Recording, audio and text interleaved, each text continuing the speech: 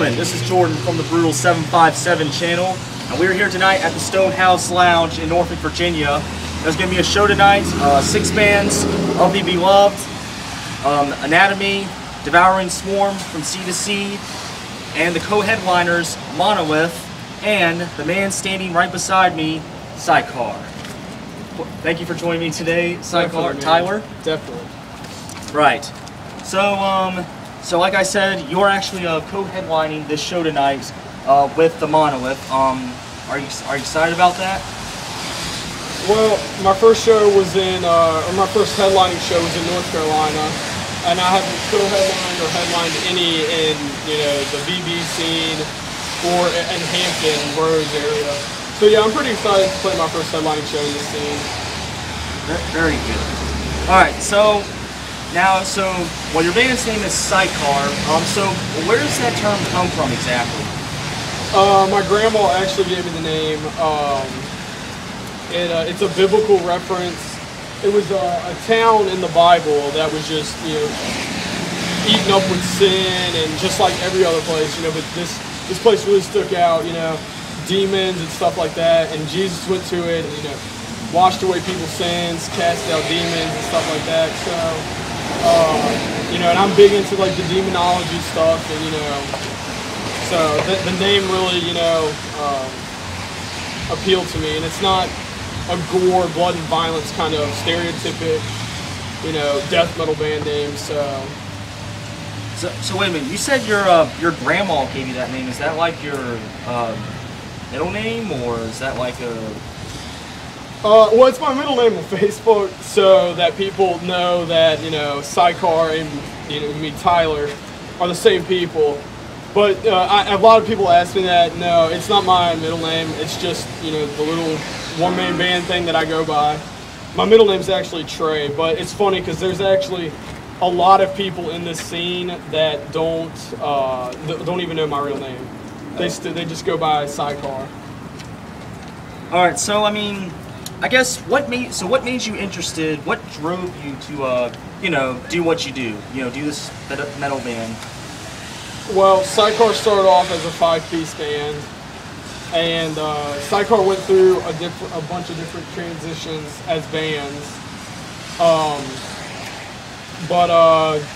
Just not finding dedicated members was pretty much the biggest one to become a solo act.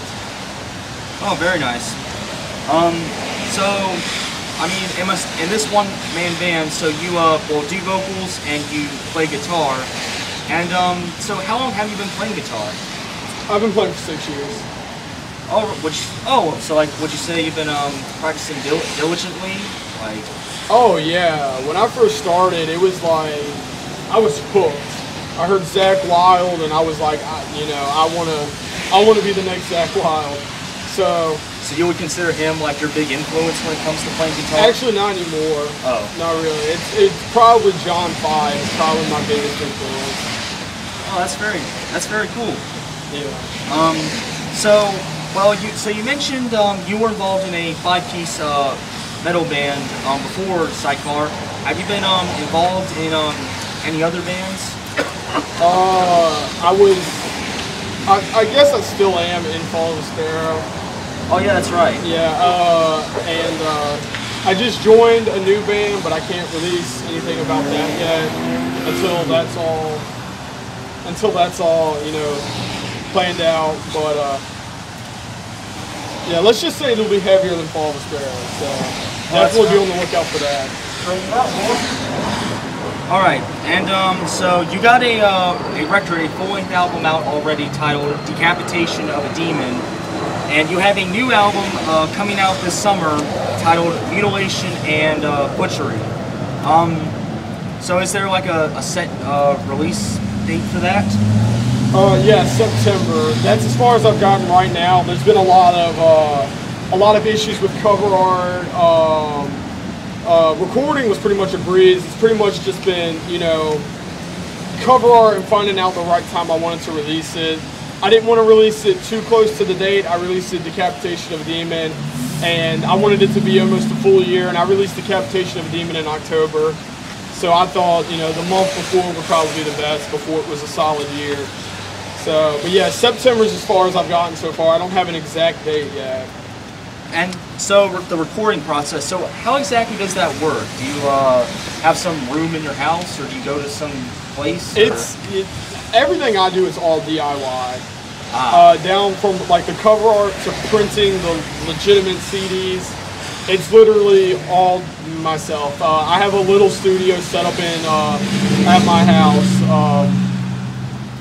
and I do all my recording there. I have a mixer that burns out my CDs. So yeah, it's all DIY recording and everything. I print my own CDs. I copy and print my own cover arts and everything. All right, and so this new album, Mutilation Butchery, so let's say someone wanted to find out about you, and I think we're about to have an airstrike. Oh well, I'm sure we'll finish this interview before that.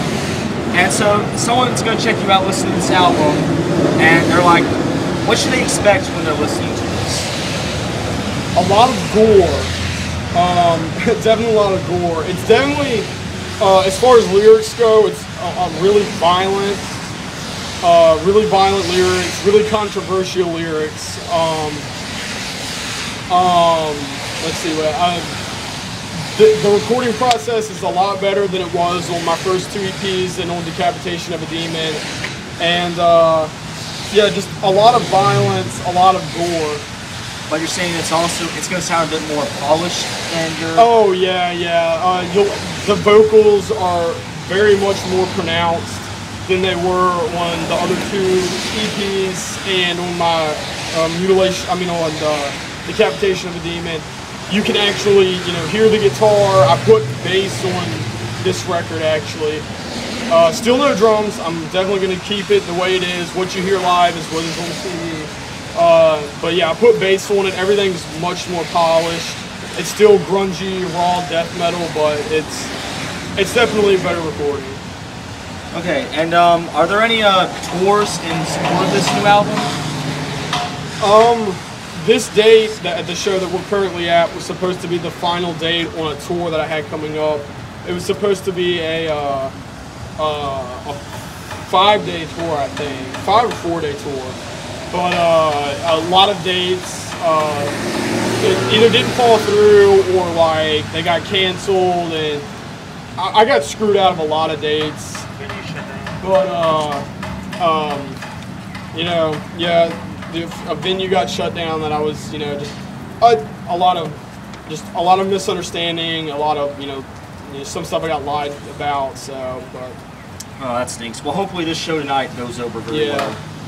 So, all right, and so you've been endorsed by Explore Apparel, and you've also, but I'm really interested in your endorsement to Twisted Tree Comics.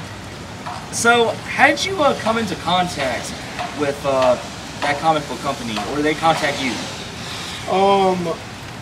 I'm really big into comic books and horror movies and serial killers and stuff. And I've been, fan of comics since I was little. Batman's my favorite. And I'm a huge fan of the Leatherface comic books and the Friday the 13th and the Nightmare on Elm Street. And there was an ad on Facebook for Twisted Tree Comics.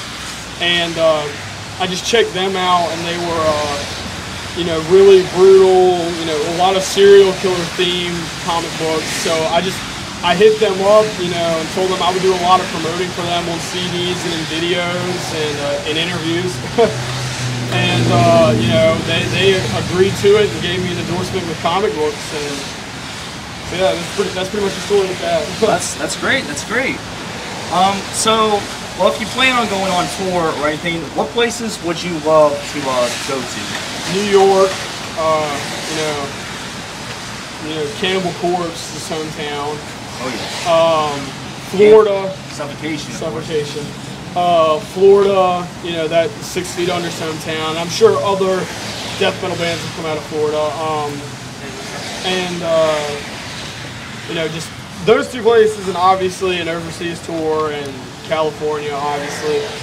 But other than that, my dream places to tour, to play shows at, are a little bit different than other people's, ideas of dream places to tour. Yeah, well, hey, it could happen. It could happen. All right, and so what do you think is like the best thing about being a one-man metal band? Definitely booking shows. Definitely booking shows because, you know, when someone wants you to hop on last minute, you don't have to hunt down all your members. They're just right there, and, you know, I mean, I'm just right there, ready to go, and I can just accept it or whatever. The payment, when I do get paid and what merch does sell, it's definitely good. You don't have to, you know, it all goes right back into merch and, you know, a little bit into my pocket, which is nice. But yeah, that's probably the best part about being a one-man band. That's nice. Now, but what do you think is the worst thing about being a one-man band? Transportation sometimes. You know, when my car, my car broke down today, so that was definitely a downfall, you know. But luckily I have parents that are very supportive of what I do and, you know, will break their back to help me. But yeah, that's definitely one thing. Transportation sucks when you don't have any other members to rely on. The stereotype of being a one-man band sucks because, you know, everyone wants you to open, you know, you're always people's guinea pigs, you know, you're always people's fallbacks when you're, you know, a one-man band. So that's probably the biggest downfall that's the biggest one I've had to overcome is the stereotype of being a one-man band. All right, so, and as far as being a one-man band now, there are quite a few one-man death metal bands that have made a name. You know, Putrid Pile, Loathing Requiem, Viral Load.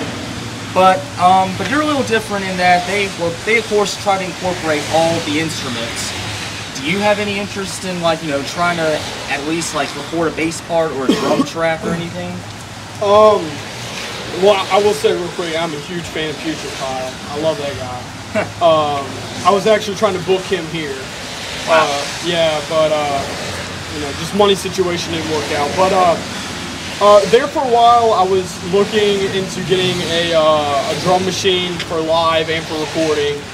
And then, you know, the more respect that I got for doing it by myself, and you know, playing, you know, at places that, you know, people said I would never play as a one-man band. It's pretty much like I enjoy what I do as a one-man band without the rest of the instruments. So it's kind of like, I pretty much want to beat that stereotype of I don't need other instruments to get to where I want to be with music. Well, that's very nice. So now onto your lyrical content. This could be the meat and potatoes of this interview. So I've read a lot of your lyrics online, and indeed a lot of them do involve gory lyrics and stuff. But of course, you mentioned you also try to have an appeal to you know, Christianity in a way. And so, like, I mean, how do you try to incorporate those two together? Well, one thing's for sure, I don't try to get Christians to listen to my music. As far as if you're saved, if you believe in Jesus Christ and you know you're going to heaven, I'm not trying to get you to listen to my music. So as far as, like, if, you know, cover art or lyrics turns Christians away from my music, I don't care about that so much. You're trying to appeal more to the people who like, right, you know, the metal. Right. Like, see, as far as, like, when I was, you know, not really growing up, because I'm still growing up, but when I first got into metal, like, you know, yeah, there's really heavy Christian bands like Impending Doom and Becoming the Archetype. Yes. But then there was, like, you know, me and my friends that wanted a straight death metal band that was Christian. We didn't have to listen to the rape, you know, the rape lyrics, the, you know, all that unnecessary stuff. And, you know, we wanted a straight death metal band. So that's what I do. I try to witness to people that were like me, that, you know, because just like the Bible said, you know, Jesus himself said, you know, people who aren't sick don't need a doctor. It's the sick that need a doctor. And that's pretty much what I'm trying to do. I'm trying to witness to people that think Christianity and, you know, Jesus Christ are all wussies, and, you know, oh, I can't do this if I'm a Christian. I can't do this if I believe in God. Well, you know, that's not true. Like, I listen to Cannibal Corpse, Cattle Decapitation, Slipknot, and I'm Christian. I fully believe in Jesus Christ. I know in my heart. And I mean, music's not going to send you to hell or heaven. It's your personal choice. But like I said, I don't try to witness to Christians. I try to witness to people who aren't Christian, and who need Jesus and who want a really controversial artist like myself that is, you know, Christian. And that's what I'm trying to show people. Right. I mean, indeed, like, I mean, in related cases, like, there have been famous stories, you know, like, like the Australian death metal band Mortification. They were Christian, and it caused a huge uproar when they signed to Nuclear Blast. And then there was the one-man black metal band Horde. He had a similar instance. I mean, and you know, I mean, I guess, I mean, with the lyrics you're writing, like, so you're trying to, I guess, kind of make the presence of Christianity known in your music. That's kind of what they were going for when they wrote theirs. Well, not to compare you. No, it's all good. Yes and no. Like I have a lot of lyrics. See, like, my kind of thing was, I like the whole theme of, like, kill and destroying, you know, humans and stuff, like, you know, which is why I appealed to, like, and that's why the gory lyrics come right. And I was like, you know, I'll just turn it around and make it just as gory, just as intense, and just as detailed as far as the way I will kill someone. And I turned it around and put it either into Satan, you know, killing him, or demons, that kind of stuff like that. Just, you know, a lot of, like, evil references that are in the Bible, I pretty much take that and incorporate it into my lyrics. And that's pretty much how I would end up, you know, killing someone or anything like that. It's pretty much, instead of killing a human being, it's Satan or demon. So, like, I mean, I guess in songs where you write, like, about killing people, because trust me, I've read a few. Like, that's who you're basically targeting the song to. Like, you're saying you want to do all that stuff to Satan. Yeah, that's definitely what it is. I'm sorry. That's fine. That's fine. Yeah, like, a lot of songs are just what I want to do to Satan, or like what I feel like will eventually happen to Satan. Like the song Anal Seepage, like, you know, that's about the rape and sodomy of Satan. Hacked to Pieces, Stitching Her Up is actually about the whore of Babylon. Right. Just, you know, without the whore of Babylon, there wouldn't be some of the prostitution and stuff that's going on nowadays. That's the way I feel about it. So, I mean, yeah, that's pretty much what I go for with lyrics. So, like, I mean, so at the end of the day, what is the message you try to send to people who listen to your music, or who are listening to you? The stereotype about Jesus Christ isn't true. That, you know, you can live your life the way you want without having to be a perfect person. I mean, you know, and pretty much being against the Westboro is also a big message I try to send. As far as, like, you know, people that protest, you know, the gay marriage, and you know, yeah, all that stuff. That's not true. I don't protest it. I love gay people just as much as, you know, Jesus Christ does, because he does not hate gay people. He doesn't want them to go to hell. He wants them to go to heaven too. The Westboro is wrong on that, and I mean, and I will stand by that till the day I die. You know, Jesus Christ doesn't hate you for gay. That's probably my biggest message, is that what this world preaches about Jesus Christ isn't true. You know, Jesus Christ loves everyone, and he wants to just forgive people for their sins. You know, right. I mean, Alex Webster of Cannibal Corpse, you know, has a Christian influence on his life.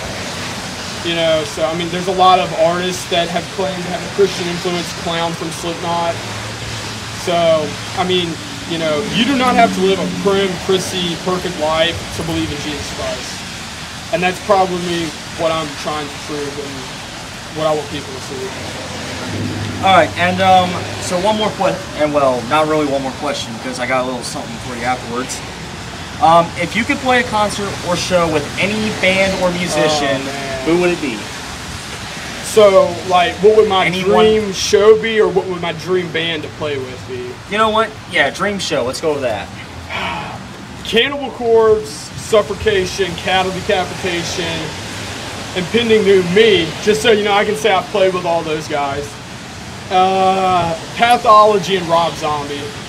Oh, That would probably be like my dream show to. you would die happy if that Oh yeah, happened. that would be like my dream to play with those guys. Very nice.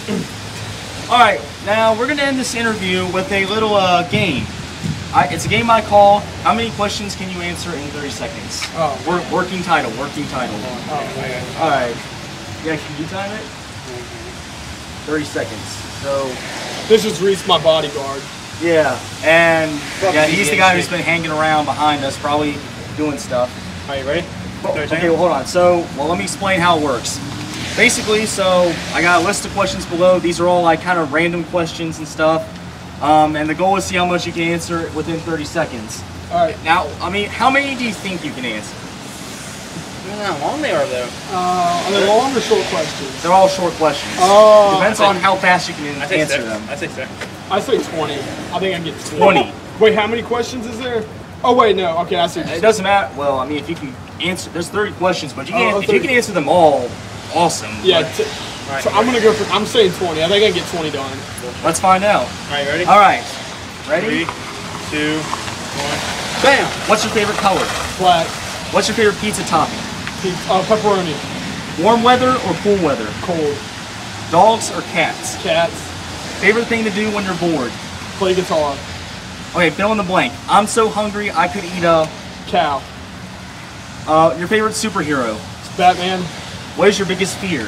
Spiders. What is your favorite holiday? Halloween. What video game would you want to be in? Oh. Time. Oh. Time? How many did I get? Like 12? 3? 10? Yeah, more than 3 dumbass. You answered 9 questions. Oh. Man. 9 Oh, I questions. sucked at that. Hey, yeah, more I would, so. And see, like, and so what I'm hoping to do with this is maybe in future interviews, I'm going to do the same thing with other bands. And, you know, let's. Right now I'm in first place. Bring it on, Right now, people. you're set the bar high. 9 questions. Let's find out how that can hold up. Yeah, interview the occasion fan Thursday. So, oh, that'd be awesome. So, Tyler, thank you so much for taking the time to Definitely, man. interview me. Definitely. And thank you all for watching this interview. This is Jordan from the Brutal 757, signing out.